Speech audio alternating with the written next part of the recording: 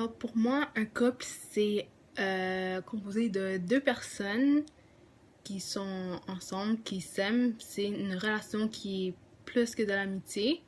C'est aussi dans un autre genre de relation. Et dans cette relation, il doit y avoir de l'amour, évidemment, parce que si t'aimes pas ton partenaire, comment veux-tu avoir une bonne relation? De la confiance, parce que si tu fais pas confiance à ton partenaire, euh, le couple va pas bien marcher. Et aussi, se sentir confortable avec l'autre personne dans la relation, dans le couple. Parce que si tu ne sens pas confortable, c'est pas vraiment un bon couple. La définition de c'est quoi un couple, c'est vraiment flou. Chaque individu peut avoir sa propre définition, puis même souvent, les couples forment leur propre définition de c'est quoi un couple pour eux. Pour moi, c'est une ou des personnes qui s'aiment. C'est des personnes qui sont prêtes à faire des compromis, même dans les moments les plus difficiles, parce qu'à la fin de la journée, ils veulent être avec un et l'autre. C'est les personnes à qui tu penses, puis qui vont juste te mettre un sourire sur le visage, même quand c'est vraiment difficile. Donc pour moi, la définition d'un couple, c'est le bonheur, clairement. C'est l'amitié, c'est vraiment l'entente entre les deux. C'est être bien avec la personne puis se sentir à l'aise. Donc pour moi, être en couple, c'est d'avoir le bonheur de pouvoir s'épanouir aussi avec l'autre individu que tu es avec, soit que c'est une femme ou un homme. Puis c'est ça. Un couple, pour moi, c'est le bonheur entre deux personnes. Un couple, c'est deux personnes qui s'aiment, qui veulent partager leur vie ensemble, leur vie intime, toutes eux ensemble, qui veulent s'aider, qui veulent peut-être vivre ensemble et avoir la joie. Alors, un couple, selon moi, c'est deux personnes qui s'aiment, peu importe le sexe, peu importe combien de personnes qui est dans le couple. C'est du monde qui s'aime, qui s'apprécie, qui se respecte. Puis c'est pas mal ça. Un couple, c'est quand deux personnes s'aiment.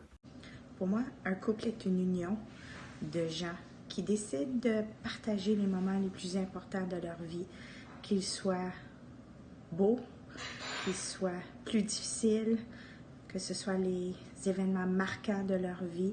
C'est tout simplement vouloir partager les moments importants.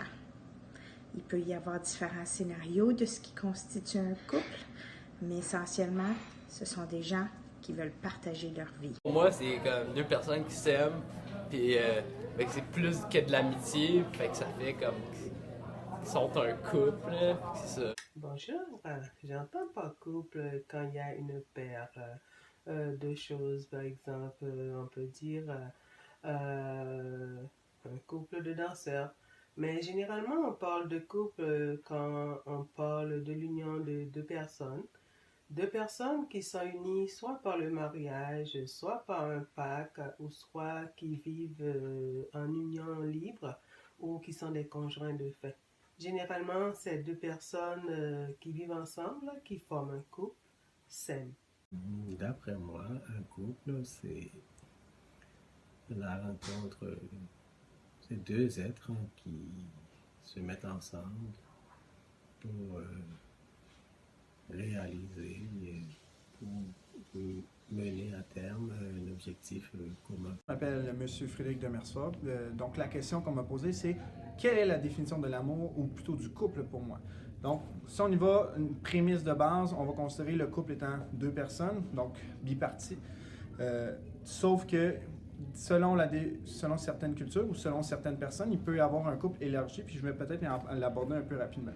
Donc, un couple, ça dépasse un peu le stade de l'amitié où on apprécie la personne, mais qu'on n'est pas nécessairement prêt à ouvrir ce que j'appelle pour moi un peu mon jardin secret. C'est-à-dire que je commence à laisser une part de ma vie très intime, très personnelle, et de permettre à la personne de rentrer sans vraiment me poser de questions. Puis moi, je pense que c'est de là un peu la notion de couple. Quand tu commences à être amoureux de quelqu'un, c'est que tu vas laisser rentrer dans ta vie, puis que pour toi, c'est quelque chose d'acceptable.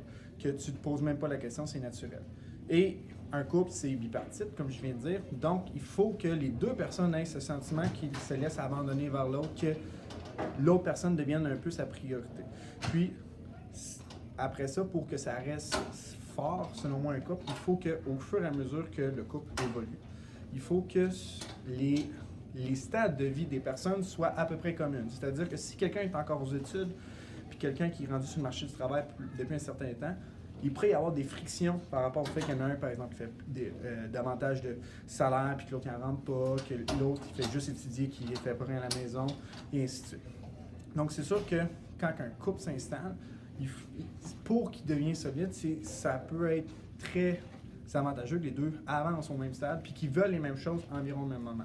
Puis ça l'amène au stade de la communication, où que les personnes qui sont en couple, il faut qu'ils se disent régulièrement quand ils ont des choses à dire.